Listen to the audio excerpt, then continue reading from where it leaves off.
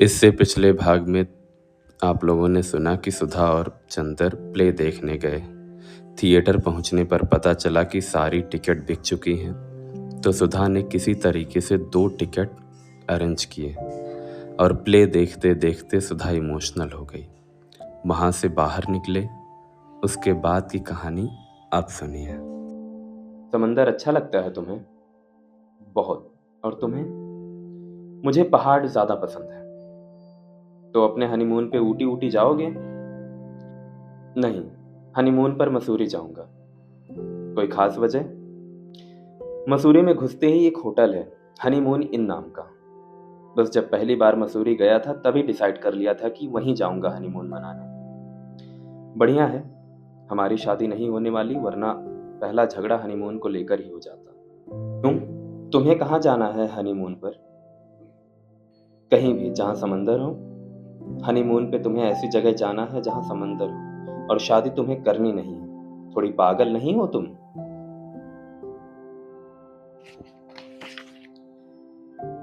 हाँ हूं तो। हर कोई थोड़ा सा पागल होता ही है। मैं तो नहीं हूं पागल।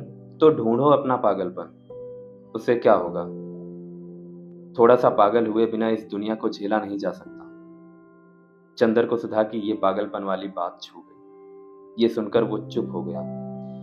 बातें जो हमें अच्छी लगती हैं वो हमें धीरे धीरे सहलाकर शांत कर देती।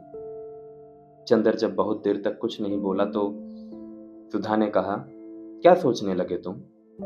कुछ नहीं।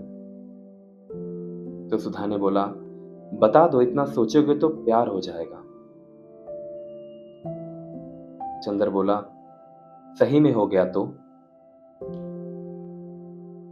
एक काम करना, तुम मुझे मत बताना। अरे, तुम्ही ने तो कहा था अभी कि सब कुछ बता देना चाहिए। वो फ्लर्ट के लिए कहा था, प्यार के लिए थोड़े। चलो अब चलते हैं। चलो, मैं तुम्हें छोड़ देता हूं। ओ प्लीज, मैं चली जाऊंगी। लड़के इतना केयरिंग नहीं होते ना, तो दुनिया थोड़ी और अच्छी होती। चलो फिर, अब कब मिलना होगा? कब तो नहीं पता, कहाँ होगा ये बता सकती हूँ। कहाँ? यहीं, कैफे में। तुम्हारा प्ले होगा तो बुलाना। पक्का। चलो बाय बाय, टाटा। घर पहुंचकर एसएमएस कर देना। वाह, सो केयरिंग। नहीं करूंगी एसएमएस, और कुछ नहीं होगा मुझे। Don't worry, it was a day well spent. ये सब बोलकर चीप होने वाली बातें मत करो। इस मुलाकात के बाद दोनों अपने अपने घर चले गए। चंदर जब कपड़े चेंज करके सोने जा रहा था तब सुधा का एसएमएस आया। Reached safely, nice meeting. इस एसएमएस के कई जवाब चंदर ने अपने मोबाइल पर टाइप किए, लेकिन कोई भी जवाब भेजा नहीं। जिंदगी की कोई भी शुरुआत हिचकिचाहट से ही होती है। बहुत थोड़ा सा घबराना इसीलिए जरूरी होता है कि अगर थोड़ी भी घबराहट नहीं है तो या तो वो काम जरूरी नहीं है या फिर वो काम करने लायक ही है। हाँ से हेलो। चंदर से सुधा को मिले हुए करीब 1 महीने होने जा रहा था। इस बीच ना सुधा का कोई एसएमएस आया और ना ही चंदर ने चीप होने के डर से कोई एसएमएस या कॉल किया।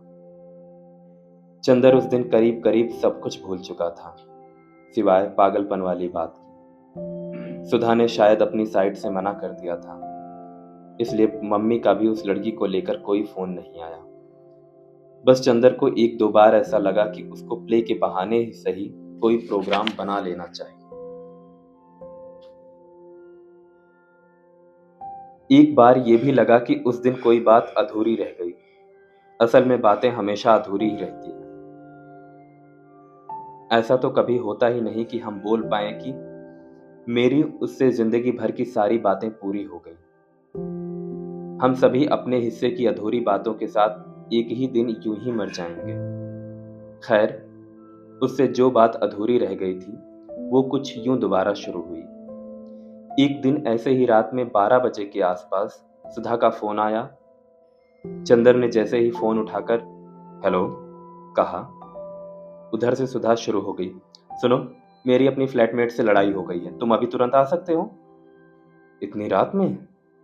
अरे लड़ाई कोई टाइम देख के थोड़ी होती है। रात में हुई तो रात में ही बुलाऊंगी ना। नहीं आ सकते तो बता दो। अरे नहीं बाबा, आता हूँ। कितनी देर में आ जाओगे? बस जितनी देर ऑटो वाला पहुंचा दे। जल्दी आओ, इस चुड़ैल के साथ 1 मिनट भी नहीं रह सकती मैं।